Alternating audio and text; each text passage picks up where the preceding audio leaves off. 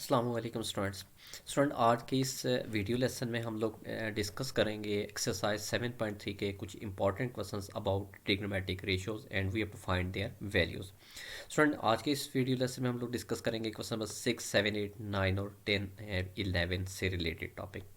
Student जैसे कि आपकी बुक के अंदर एक क्वेश्चन दिया गया है कि the given point P lies on the terminal side of theta, find coordinate of the theta and we have to also find all six trigonometric ratios। Means कि हमने इन पॉइंट्स को लेते हुए हमने क्वाड्रेंट को भी बताना है कि हम कौन सा क्वाड्रेंट यूज़ करेंगे अकॉर्डिंग टू द फिक जो मैंने लास्ट प्रीवियस लेसन में डिटेल में डिस्कस कर दिया है। क्वाड्रेंट 1, 2, 3, 4 और उसके बाद हमने 6 ट्रिग्नोमेट्रिक रेशियोज भी फाइंड करनी है। मीन्स कि we have to find the value of sine, cos, tan, secant, cosec और काट। तो स्टूडेंट आज हम इसमें देखते हैं कि हम कैसे फाइंड कर सकते हैं। फॉर एग्जाम्पल स्टूडेंट मैंने एक पॉइंट लिया है, फर्स्ट वन -2 और 3। स्टूडेंट मैथमेटिकली अगर हमें पॉइंट दे दिया गया जैसे कि -2 और 3, तो इट मीन्स कि x की वैल्यू -2 है और y की वैल्यू आपके पास 3 है। तो अगर x की वैल्यू -2 है और y की वैल्यू 3 है तो स्टूडेंट अगर मैं लास्ट लेसन की बात करूँ वीडियो लेसन की जिसमें क्वाड्रेंट फिक के ऊपर हमने डिस्कशन की है, तो स्टूडेंट अगर x नेगेटिव हो और y अगर पॉजिटिव जैसे इस पॉइंट में आप देख सकते हैं, सो इट मीन्स कि we can say that theta lies in the second quadrant, क्योंकि सेकंड क्वाड्रेंट में x नेगेटिव होता है और y पॉजिटिव होता है। तो इट मीन्स कि हम जब ट्रिग्नोमेट्रिक रेशियोज़ की वैल्यूज़ पे काम करेंगे तो एक बात ये कंफर्म हो गई है कि हम लोग जब उनकी वैल्यूज़ पर वर्किंग करेंगे तो हमने साइन को देखना है according to the quadrant number 2। Means कि जब हम साइन थीटा पे काम करेंगे तो हमने देखना है कि साइन थीटा क्वाड्रेंट नंबर 2 में पॉजिटिव होता है या नेगेटिव।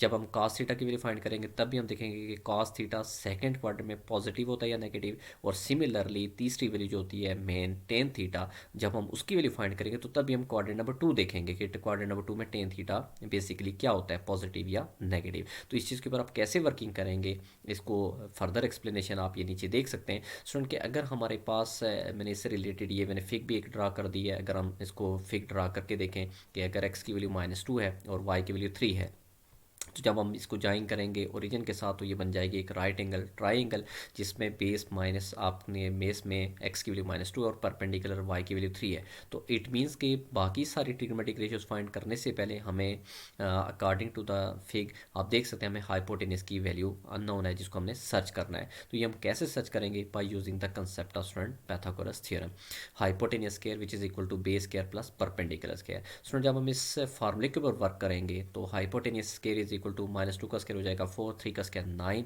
बनेगा, एंड पे जाके 13। और जब आप स्क्वायर रूट बोथ साइड लेंगे तो आपके पास वो जो हाइपोटेनियस जिसको हम लोग लास्ट लेसन में स्मॉल आर से भी हम रिप्रेजेंट करते हैं उसकी वैल्यू आपके पास आ जाएगी, that is square root of 13।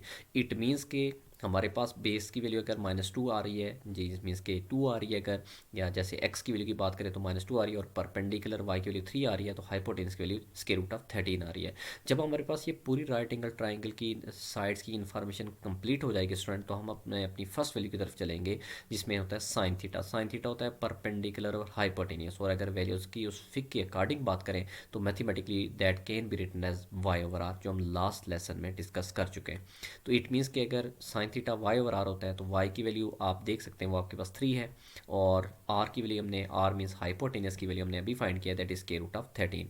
और आप चेक कर सकते हैं इसके पीछे साइन पॉजिटिव है, आप इसके पीछे लॉजिक है, समटाइम्स यहाँ प्लस डालते हैं हम लोग और समटाइम्स यहाँ माइनस डालते हैं। तो इसके पीछे क्या थ्योरी है, ये यहाँ पे 3/13 साइन थीटा इस केस में पॉजिटिव इसलिए है क्योंकि हम लोग जिस पॉइंट पे काम करें वो क्वाड्रेंट नंबर 2 पे लाई कर रहा है। तो मैथमेटिकली अगर आप लास्ट वीडियो लेसन को दोबारा से देखें तो हमने ये बात वहाँ पे डिटेल में डिस्कस की है कि सेकंड क्वाड्रेंट में साइन थीटा ऑलवेज पॉजिटिव होता है, और बल्कि साइन थीटा के साथ साइन थीटा का जो रेसिप्रोकल होता है कोसिक थीटा वो भी पॉजिटिव होता है, जबकि बाकी चारों ट्रिग्नोमेट्रिक रेशियो स्टूडेंट क्या होंगे, वो नेगेटिव होंगे।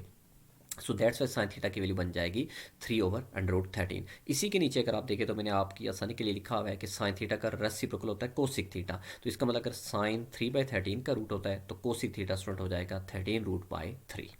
अब हम अपनी सेकंड वैल्यू की तरफ चलते हैं। उसका नाम है कॉस थीटा। तो स्टूडेंट कॉस थीटा होता है base over hypotenuse, means x over r के इक्वल होता है। तो अगर cos theta x over r के इक्वल होता है तो मैथमेटिकली अगर आप यहाँ पे देखें तो कॉस थीटा की वैल्यू आपने यहाँ पे ले जाएंगे बेस ओवर हाइपोटेनियस अगर आप कर लें तो हम लेंगे यहाँ पे -2 जो एक्स की वैल्यू है, और आर की वैल्यू आपके पास जाएगी 13 का रूट। अब इस केस में आप देखें तो कॉस थीटा नेगेटिव यहाँ पे आ गया है। अब ये नेगेटिव क्यों है, उसकी रीज़न फिर वही है कि उसके स्टूडेंट हम क्वाड्रेंट नंबर 2 पे काम करें। तो क्वाड्रेंट नंबर 2 में साइन थीटा तो पॉजिटिव होता है बट कॉस थीटा जो होता है वो नेगेटिव होता है।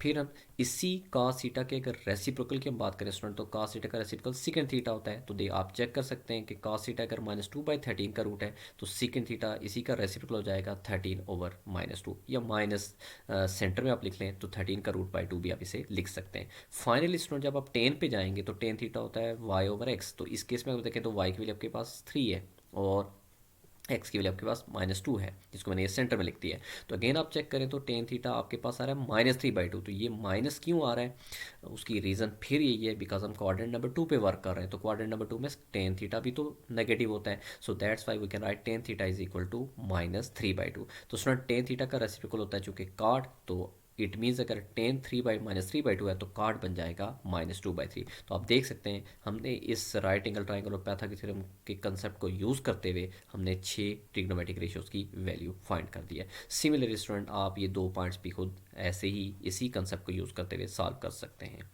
अब हम डिस्कस करने जा रहे हैं स्टूडेंट क्वेश्चन नंबर 7, जिसमें कॉस थीटा की मीन्स कि अब वो पॉइंट से ट्रिग्नोमेट्रिक रेशियोज पे चला गया है कि अगर वो आपको कोई एक ट्रिग्नोमेट्रिक रेशियो की वैल्यू दे देते जैसे इसमें दी गई है cos theta is equal to -2/3, तो आप स्टूडेंट इस कॉस की हेल्प से बाकी 5 वैल्यूज़ कैसे फाइंड करेंगे। तो स्टूडेंट इसकी पूरी इन्फॉर्मेशन पढ़ते हैं कि अगर कॉस थीटा -2/3 है और क्वाड्रेंट नंबर 2 है तो फाइंड ऑल 6 ट्रिग्नोमेट्रिक रेशियोज। तो स्टूडेंट मैथमेटिकली ये हमें पता है कि जो कॉस थीटा होता है वो बेस ओवर हाइपोटेन्यूस होता है, मीन्स एक्स ओवर आर होता है। तो अगर इसको कंपेयर करें इस अपनी गिवन वैल्यू से तो इट मीन्स कि एक्स की वैल्यू -2 है और आर की वैल्यू तो 3 है। तो इट मीन्स अगर एक्स की वैल्यू जिसको हम बेस कंसिडर करते हैं वो -2 है और आर की वैल्यू जिसको हम हाइपोटेनस कंसिडर करते हैं 3, तो इट मीन्स परपेंडिकुलर जिसको हम वाई बोलते हैं वो अननोन है। तो सबसे पहले स्टूडेंट ट्रिग्नोमेट्रिक रेशियोज पे जाने से पहले हमें पैथागोरस थ्योरम यूज़ करते हुए इस y की वैल्यू को फाइंड करना पड़ेगा। तो सर आप देख सकते हैं कि मैंने ये पैथागोरस थ्योरम की कंडीशन लगाई है जिसमें मैंने वैल्यूज पुट की हैं, रीअरेंजिंग की है और एट द एंड हमारे पास y की वैल्यू क्या बन गई है, √5। तो इट मीन्स कि इस केस में परपेंडिकुलर की वैल्यू √5 है।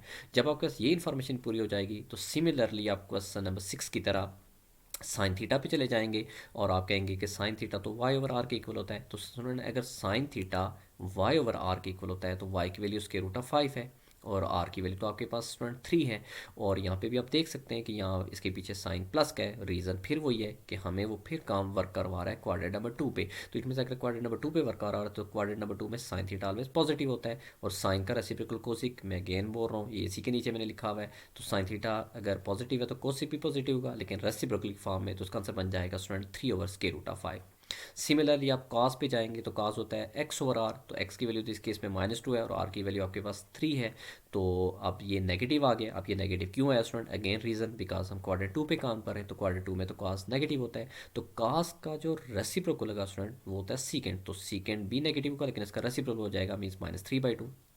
फाइनली स्टूडेंट जब आप टेन पे जाएंगे तो टेन थीटा होता है mathematically y over x means perpendicular base. तो इस केस में y आपके पास √5 है और x आपके पास तो -2 है जिसको मैंने ये सेंटर में लिख दिया है। और अगेन फिर बोल देता हूँ कि इस में केस में टेन क्यों नेगेटिव आ रहा है, क्योंकि हम क्वाड्रेंट नंबर 2 पे काम करें तो क्वाड्रेंट नंबर 2 में टेन ऑलवेज नेगेटिव होता है। तो टेन का रेसिप्रोकल चूँकि मैथमेटिकल स्टूडेंट कॉट होता है तो वो भी नेगेटिव होगा लेकिन रेसिप्रोकल की फॉर्म में 2/√5। तो ये इसके इन दो क्वेश्चन से रिलेटेड बेसिक इन्फॉर्मेशन थी। अब आपने इसको अच्छे से सुन के इसकी प्रैक्टिस करनी है ताकि आपकी इसकी अंडरस्टैंडिंग और बेटर हो सके। बाकी क्वेश्चन मैं नेक्स्ट वीडियो में एक्सप्लेन करता हूँ।